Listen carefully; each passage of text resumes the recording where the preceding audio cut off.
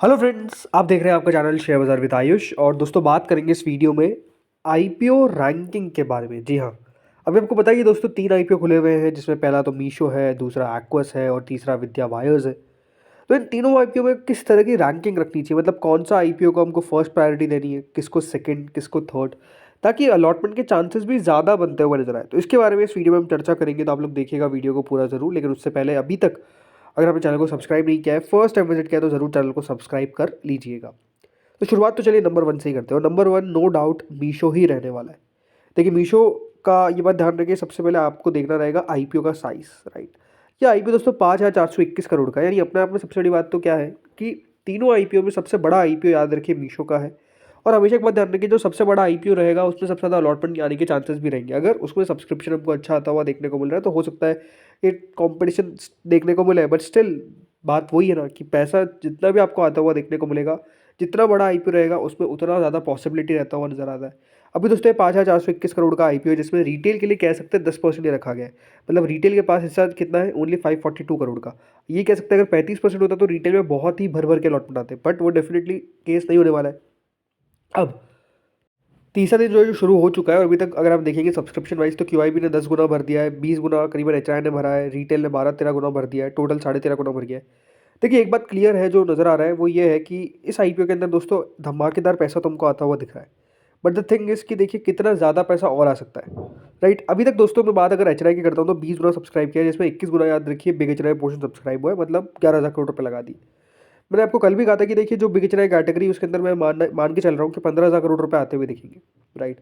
अब अगर 15,000 करोड़ रुपये हमको आते हुए दिखते हैं, तो ये बात ध्यान रखिए वो 25 से 28 गुना के आसपास जाएगा। इसका मतलब क्या है, राइट। तो इससे होगा क्या, अगर हम 27 गुना मान के चलते हैं, तो ये बात ध्यान रखिए फिर अलॉटमेंट बेच मिल जाएगा लगभग 5 या 6 में से एक। तो possibility of getting allotment is quite higher in big HNI category. मतलब अगर यहाँ पर मैं 20 करोड़ भी मान के चलता हूँ, चलिए मैं मान लेता हूँ कि चलिए 20 करोड़ रुपए आ जाएंगे बिग एचएनआई के अंदर, तो ये बात ध्यान रखिए बिग एचएनआई के अंदर कितना टोटल 36 टाइम्स का अलॉटमेंट जाएगा। बट ऐसा तो है नहीं कि 36 में एक को मिलेगा, उसको डिवाइड आप ऑलमोस्ट 5 से कर लीजिए, तो वही 7.3 7.4 के आसपास आता है। हम राउंड ऑफ करके 8 भी ले लेते हैं, तो मुझे नहीं लगता कि देखिए यहाँ पर 7 या 8 से ज़्यादा गुना सब्सक्राइब होगा ये, और उसमें से एक व्यक्ति को अलॉटमेंट लग जाएगा। तो बिग चेन्नई में तो अपने आप में पॉसिबिलिटी काफ़ी हायर है। स्मॉल चेन्नई कैटेगरी में अभी तक 18 गुना पैसा आ चुका है, 5,000 करोड़ रुपए ऑलरेडी आ चुका है, 1,000 करोड़ रुपए से ज़्यादा अब मुझे नहीं लगता कि और आता हुआ देखने को मिलेगा।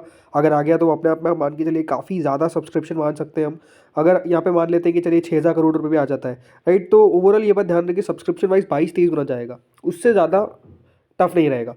रिटेल कैटेगरी में अभी तक 13 गुना तक पैसा आ चुका है, 7,000 करोड़ रुपए आ चुके हैं। आई स्टिल डोंट फील कि देखिए अब रिटेल में से 1 से 1,500 करोड़ रुपए ज़्यादा नहीं आने की उम्मीद लगती है। इससे ज़्यादा पैसा तो कम चांसेस है कि आपको आता हुआ देखने को मिलेगा, राइट। मान लेते चलिए यहाँ पर कि इसमें 8,000 करोड़ रुपए आ गए, तो 14 टाइम्स के आसपास। तो ये बात ध्यान रखिए कि नो डाउट यहाँ पर आप ध्यान रखिए चांसेस जो है वो किस में ज़्यादा बनेंगे, मीशो के अंदर बनेंगे अलॉटमेंट के। कोई सी भी कैटेगरी में आप अप्लाई कर दीजिए और बाकी आईपीओ को आप कंपेयर करेंगे, तो होपफुली पहला जो हमारा प्रेफरेंस है वो तो दोस्तों मीशो हो गया, राइट।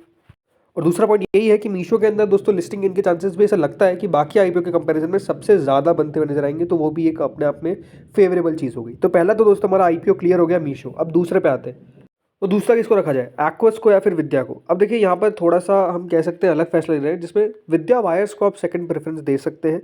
लेकिन ये बात ध्यान रखिएगा, विद्या वायर्स के अंदर थोड़ा सा हाई रिस्क हमको देखने को मिलेगा। हाई रिस्क का मतलब क्या है, देखिए विद्या वाइस का आईपीओ मात्र 300 करोड़ का है, तो अपने आप में हम समझ सकते हैं काफ़ी छोटा आईपीओ है। एक्वस तो इसके सामने ऑलमोस्ट दोस्तों याद रखिए 921 करोड़ का आईपीओ है।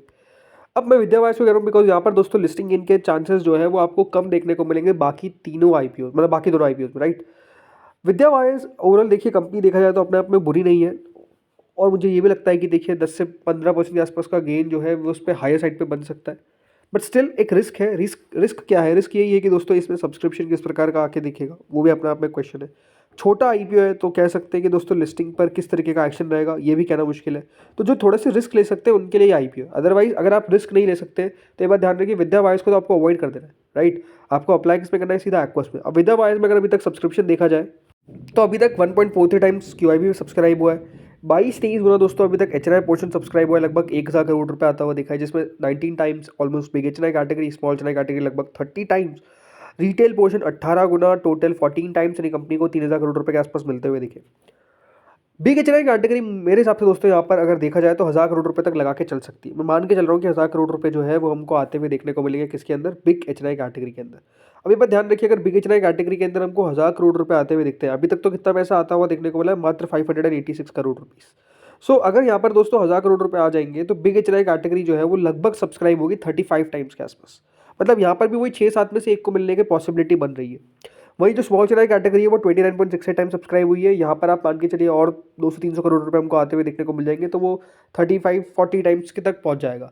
तो यहाँ पर स्मॉल चैनल में तो अलॉटमेंट मिलना डेफिनेटली टफ होगा। वही रिटेल पोर्शन की अगर बात करता हूँ तो रिटेल में अभी तक 2000 करोड़ रुपए के आसपास लगभग आते हुए देखने को मिले। हो सकता है कि 500 करोड़ रुपए हमको और आते हुए देखने को मिल जाए, क्योंकि ये बात ध्यान रखिए सबसे कम आईपीओ सब्सक्राइब अभी देखा जाए तो यही हो रहा है।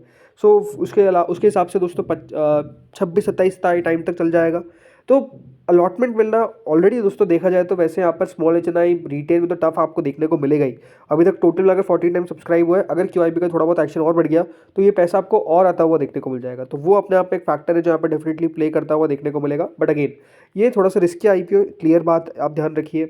ग्रे मार्केट भी अगर देखा जाए तो इस आईपीओ की दोस्तों 5-5.5 रुपये के आसपास है, विच इज़ 11%। और मेरे हिसाब से लिस्टिंग इन 15% ज़्यादा मिलने के अनुमान भी थोड़ा सा अब यहाँ पे लगाना गलत है। 11% के आसपास का प्रीमियम है, 15% तक अगर लिस्टिंग इन दे जाए तो दी जाए। नीचे में 5%, 5 से 15% के बीच में मेरे सबसे लिस्ट होता हुआ देखने को मिलेगा। नेगेटिव लिस्टिंग होने के चांसेस स्टिल कम लगते हैं। बट अगेन मार्केट का देखिए कोई भरोसा थोड़ी है कि बाजार का नीचे गिर गया तो फिर लिस्टिंग पर भी असर पड़ सकता है। तो वही बात है ना कि अगर आप रिस्क ले सकते हैं तो ठीक है, अदरवाइज आपको रिस्क नहीं लेना है तो नो डाउट ये एक अवॉइड वाली कैटेगरी में भी आ सकता है, क्लियर बात है, राइट। तो फिर ऑटोमेटिकली तीसरा एक्वस हो जाता है, राइट। एक्वस जैसा मैंने कहा, अगर आप रिस्क नहीं ले रहे हैं तो एक्वस तो बिल्कुल अप्लाई करें, राइट। अगर आपको विद्या मनी लगाना तो एक्वस आपके लिए प्रेफर्ड पिक है, राइट। 10 रुपये की इसकी फेस वैल्यू है, 124 का इसका प्राइस बैंड है। अभी तक जो सब्सक्रिप्शन आया, अभी तक क्यूआईबी पूरा नहीं भरा है, बट भर जाएगा, कोई दिक्कत वाली बात नहीं होने वाली है। एचएनआई पे आते हैं। एचएनआई कैटेगरी अभी तक 38 टाइम सब्सक्राइब हुई है, मतलब 5,000 करोड़ रुपए हमको आते हुए देखने को मिले, which is almost 35 times big HNI ने अप्लाई करा है। करीबन बिग एचएनआई के द्वारा दोस्तों इस आईपीओ में 3,216 करोड़ रुपए जो है वो अभी तक हमको लगा दिए गए हैं। मतलब ऑलमोस्ट आप कह सकते हैं कि बिग एचएनआई कैटेगरी तो लगा रही है। सिर्फ बिग एचएनआई कैटेगरी अगर आप मुझसे पूछेंगे तो मेरे हिसाब से इस आईपीओ में 5,000 करोड़ रुपए लगा सकती है। कितना? 5,000 करोड़। और अभी तक दोस्तों यहाँ पर कितना पैसा आया है? 3,200 करोड़। इसका मतलब ये है कि बिग एचएनआई कैटेगरी के चांसेस है कि वो 55 टाइम्स तक भर जाएगी। मतलब वही 10 या फिर 11 में से एक में अलॉटमेंट मिलेगा। तो यहाँ पर इस तरीके की पॉसिबिलिटी रहेगी। वही स्मॉल चैनल कैटेगरी 45 गुना सब्सक्राइब हुई है। आई थिंक 2,000 करोड़ रुपए तो ऑलरेडी आ चुका है। 1,000 करोड़ रुपए हो सकता है कि हमको और आता हुआ देखने को मिल जाए, यानी 3,000 करोड़ तक वो आपको वैल्यू जो है वो जाती हुई देखने को मिल जाए। तो अगर 3,000 करोड़ रुपए के आसपास याद रखिए ये वैल्यू जाएगी, तो फिर पॉसिबिलिटी जो अलॉटमेंट की बन जाएगी, राइट। मतलब जो सब्सक्रिप्शन का वैल्यू निकल कर आ जाएगा वो दोस्तों ऑलमोस्ट हो जाएगा कितना, 65 टाइम्स, राइट। 65 गुना, मतलब यहाँ से 20 गुना और बढ़ जाएगा। तो फिर अलॉटमेंट मिलना याद रखें स्मॉल चैनल में और टफ है, राइट। तो सबसे ज़्यादा टफ स्मॉल चैनल में अलॉटमेंट अगर लगेगा तो वो यहाँ पे ही लगेगा। रिटेल कैटेगरी दोस्तों ऑलमोस्ट 49 टाइम सब्सक्राइब हो चुकी है, तो रिटेल तो लगा रहा है पैसा। आई थिंक 5,500 करोड़ रुपए तक आने की पॉसिबिलिटी पूरी है। तो रिटेल कैटेगरी इस आईपीओ के अंदर कह सकते हैं 50 से 60 गुना तक सब्सक्राइब आराम से होती हुई दिखेगी। तो 60 में से एक का नंबर लगना अगेन पॉसिबिलिटी थोड़ी सी लो है, तो फिर थोड़ा सा मुश्किल रह गया। और एम्प्लॉय कैटेगरी 21 गुना, टोटल 19-20 गुना। तो इस तरीके से अगर देखा तो सब्सक्रिप्शन यहाँ पर भी डेफिनेटली दोस्तों हाई रहता हुआ देखने को मिलेगा, क्योंकि रिटेल का पोर्शन 10% का है। तो इसलिए दोस्तों अलॉटमेंट यहाँ पर मुश्किल है रिटेल के अंदर भी, यही आप कह सकते हैं पॉसिबिलिटी है। बाकी यही था दोस्तों।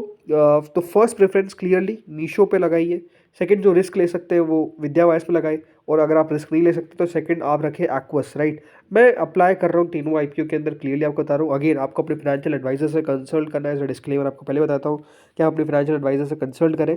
बट जो मेरा व्यू था वो आपके साथ मैंने शेयर कर दिया। आई थिंक सबसे ज़्यादा गेंस मीशो में होते हुए नजर आएंगे, फिर डेफिनेटली एक्वस में होंगे, और फिर विद्यावाइस में होंगे। बिकॉज आई थिंक कंपनी के हिसाब से बात भी क्लियर है कि दोस्तों मीशो एक अच्छी कंपनी नज़र आई, वैल्यूएशन सही नज़र आए। एक्वस आई थिंक एक लॉन्ग टर्म बिट साफ साफ नज़र आता है, प्लस लिस्टिंग गेन भी बनते हुए नजर आएंगे। और विद्यावाइस भी आई थिंक एक अच्छी कंपनी है लॉन्ग टर्म के हिसाब से देखा जाए। शॉर्ट टर्म में देखिए वॉलेटाइल रह सकता है, बिकॉज इस पूरे सेक्टर में आप कह सकते हैं काफ़ी हाई कैपेक्स होता हुआ देखने को मिल रहा है। तो वो एक बात ज़रूर है, बट ठीक है, विद्यावाइस भी बुरी कंपनी नहीं है। तो दोस्तों इस वीडियो में तो इतना ही था। होपफुली आपको वीडियो बढ़िया लगा होगा। Thank you friends watching this video. बाकी ये बात ध्यान रखिएगा, अभी जीएम वीडियो आएगा और 2:30 पे फाइनल डीसी वाला वीडियो भी आएगा। वो वीडियो भी आप लोग जरूर देखेगा, बिकॉज उसमें अपडेटेड क्यूआईबी सब्सक्रिप्शन आपको मैं एक बार बता दूंगा।